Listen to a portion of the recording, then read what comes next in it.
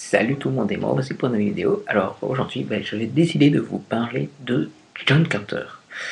Alors qu'est-ce que John Carter? John Carter en fait c'est l'adaptation de Une princesse de Mars écrite par Edgar Rice Burroughs et qui est considéré par beaucoup de fans de science-fiction comme un peu le père fondateur de la science-fiction, on va dire à la fois space opéra et moderne.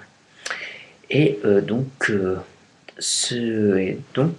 princesse de Mars fait partie du célèbre cycle de Mars qui est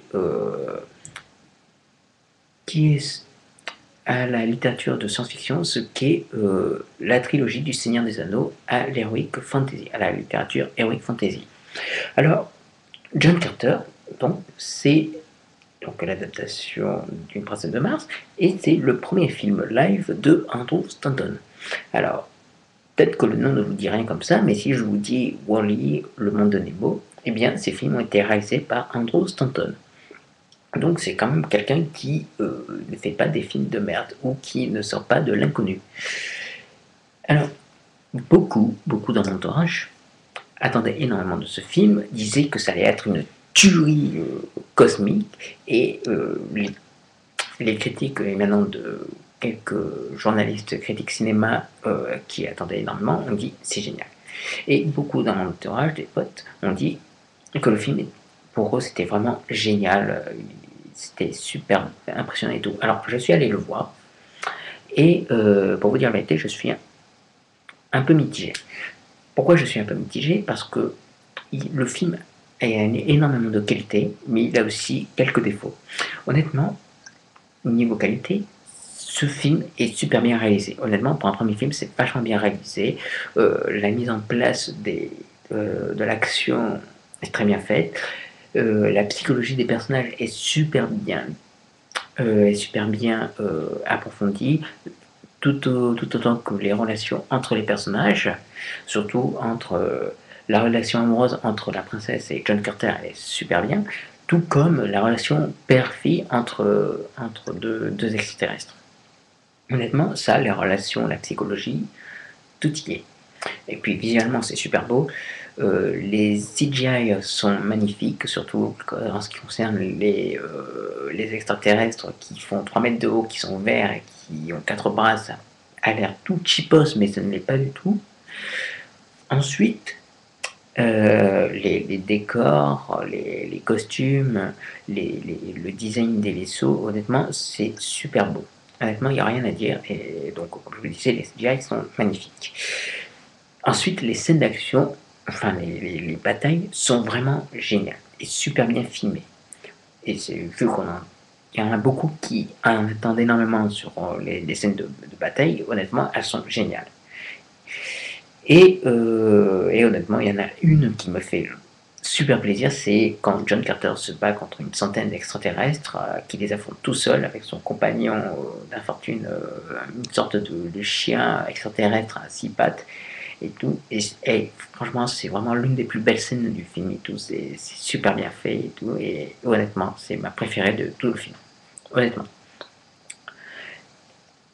Après, niveau scénario, honnêtement, c'est super classique. On va me dire que bon, c'est un peu chiant. Enfin, il y en a qui vont certainement dire c'est un peu chiant, mais honnêtement, John Carter, Une princesse de Mars, bon, ce sont pas spécialement des histoires super bien. Ce ne sont pas des pitchs complètement barrés, c'est extrêmement classique. C'est d'ailleurs super fondateur comme histoire. Enfin, et c'est ce qui a permis à des films comme. À des films comme Avatar ou la Guerre des Étoiles d'être né, en fait. J'espère que je me suis bien fait comprendre. Bref, donc honnêtement, même si le scénario est super classique, honnêtement, c'est super bien mené. Puis il y a des sous-intrigues justement liées à la relation entre les personnages qui est très bien faite. Et honnêtement, ce n'est pas ennuyeux. Ensuite, malheureusement, Là où le bas blesse, c'est niveau quand même montage et producteur et distributeur. Honnêtement, montage, il y a un ou deux petits faux raccords. Bon, ça, c'est pas très grave. Enfin, même si le plus gros faux raccord, quand même, c'est genre ils traversent un fleuve et on a l'impression qu'ils mettent des plombes euh, à l'aller et au retour, on a l'impression qu'ils mettent juste 2 minutes. Donc, ça fait pas vraiment très cohérent. Bon, c'est pas très grave. Même si on est là à dire putain, c'est un peu chiant comme ça. Mais là où le bas blesse, c'est que c'est produit et distribué par Disney. Et honnêtement, à partir de là, le film perd quand même beaucoup, beaucoup de choses. Honnêtement, niveau violence, je reviens, niveau violence, euh, honnêtement, on voit bien que Andrew Stanton, il se fait plaisir à filmer des scènes de combat où John Carter tranche des mains, décapite des extraterrestres, euh, fait pénétrer son épée dans la chair de ses ennemis et tout. Bon, le sang est bleu, bon, c'est comme ça, c'est pas vraiment important. Mais ce qui est dommage, c'est qu'on ne voit pas très bien les têtes décapitées ou même les membres. Pourtant, il y a de la violence, ça reste quand même violent. C'est genre, à un moment donné, il se bat contre des monstres géants qui font 20 mètres de haut, et il en transperce un, et puis il ressort de l'autre côté du monstre et tout, il est recouvert de sang, et il prend des poses badass et tout, et c'est vraiment génial. Et- mais voilà, on a vraiment l'impression que niveau violence, il a été freiné, Andrew Stanton. Après, niveau cul, même si on veut pas du 100% cul, on veut pas des nanas à poil à tout bout de champ. Honnêtement, la princesse de Mars, honnêtement, elle est super jolie. Et honnêtement, on sent que ces vêtements, on voit bien qu'ils sont allés piocher dans du fond d'état. Donc honnêtement, elle est super sexy. T'as envie de bander comme d'hab, quoi, quand tu vois une superbe nana comme ça à l'écran. Et donc, tu vois, mais les jambes sont recouvertes, la poitrine, alors, il faut pas trop la montrer. Et c'est dommage, parce que vraiment, John Carter, honnêtement, c'est ça, c'est de l'épique et du barbare. Et les extraterrestres verts dans le film, j'ai oublié leur nom, ils sont représentés quand même comme un peuple à la limite de la barbarie, à la limite des gros barbares façon viking, donc qui sont prêts à s'entretuer et tout.